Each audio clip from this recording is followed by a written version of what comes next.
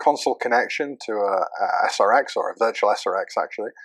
I just want to show you what it's going to look like if you log into a VSRX or any physical platform, if it's fresh from the factory and we're running a factory default config. So, this device is currently named Amnesiac, so all of the Juniper devices running a factory default config are going to have the same Amnesiac hostname, simply because we don't have a hostname configured at this point.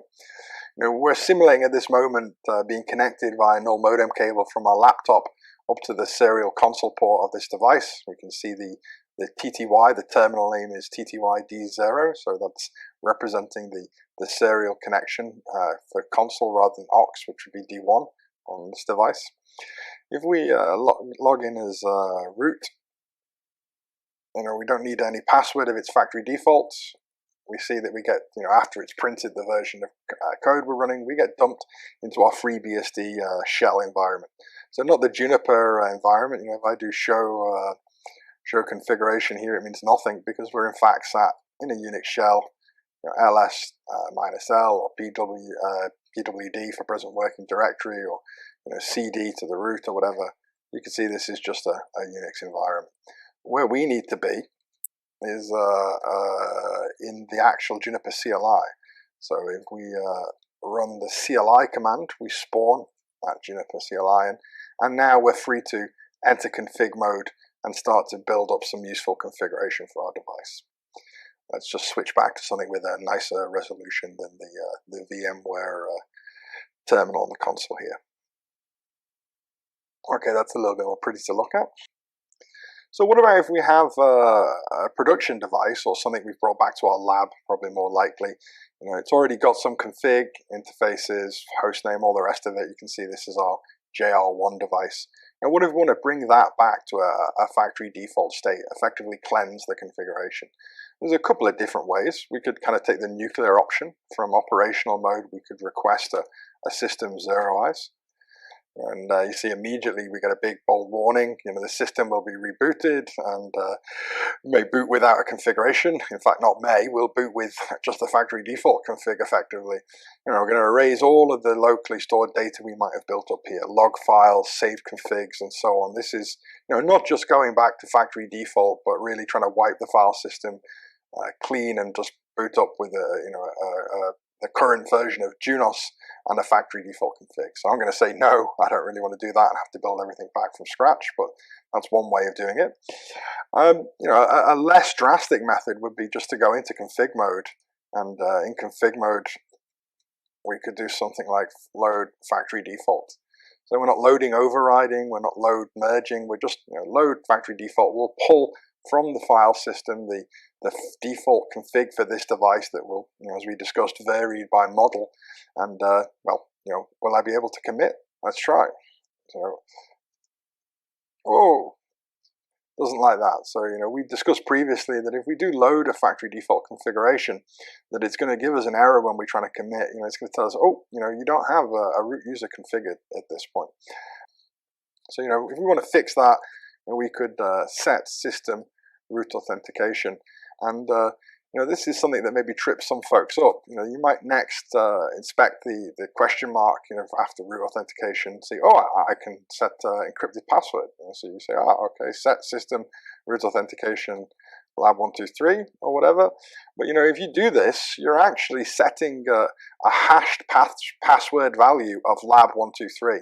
So I have no idea what clear text value will actually hash to lab123. So if I logged out completely from the box, tried to log back in again, I'm going to find, I don't know the root user's password anymore.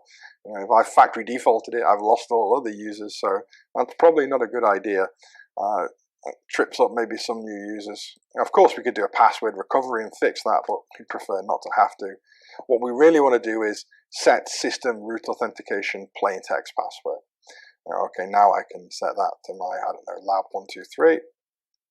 And then if I show system root authentication, we can now see, okay, I may have entered it in plain text, but it's been saved as ever, as with every password in Junos, as an encrypted password, or rather a hashed value of that lab123. So that's now, if I commit, I exit, something I know and I'm going to be able to use to get back into the box. Oh, okay, great. So now I can log into the box via the console, with the root user. I know the password, lab123 that we have as a hashed value there. But what about other access methods? If I check show system services, we're going to find on the majority of systems that absolutely zero services have been enabled by factory default. So, we need to set system services and then take our pick. What do we want? Do we need some telnet access, SSH access? Do we want FTP or programmatic configuration via netconf? So on and so forth. Let's turn on at a minimum SSH as a best practice versus telnet. Maybe we also want to take care of some other basic stuff. So set system time zone. I don't know, where should we say we are in the world? I've always wanted to go to Casablanca. That sounds pretty good. So let's set system time zone Casablanca. So somewhere a bit funky. What about the current host name? So if we check our system host name, see it's not configured. Although no host name is configured, the system is remembering from when I've set the factory default the previously configured host name. So that's basically an artifact of the CLI remembering an environment variable that was populated by the previous host name. If we booted the system fresh with no host name configured, we'd be back to a host name of amnesiac. But let's set something else. So set system host name, stick with our Casablanca theme, so we can have our set system host name configured to play it against that. Let's take a look at what the system hierarchy looks like right now.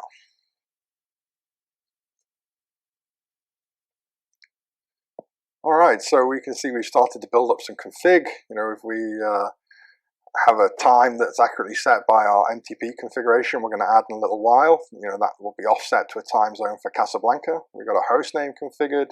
We've enabled some remote access services, and factory default has brought in some syslog configuration for us. So we've got the kind of ubiquitous or standard file messages. So any category of message of any severity is going to be logged here. So more or less all of the system logging is going to be pouring into messages, and specifically authorization events. So people trying to access the device via SSH or console login. If those messages, recording the authorization, the login attempts are of info or worse severity, which would be anybody logging in basically, we're going to record that event there as well. Also pretty cool, we've got by default interactive command logging.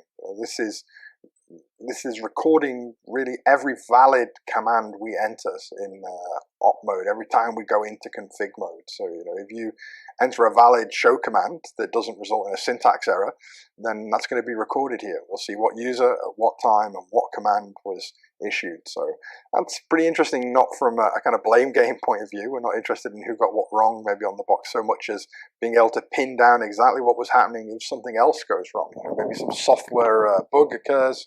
When we see some kind of particular sequence of show commands, it's very valuable to be able to look back at that interactive commands log and say, oh, if I run show BGP summary 5 times fast on a Monday, then the box crashes. I mean, I hope that's not the case, but without this kind of logging, it would be very difficult to track that kind of bug.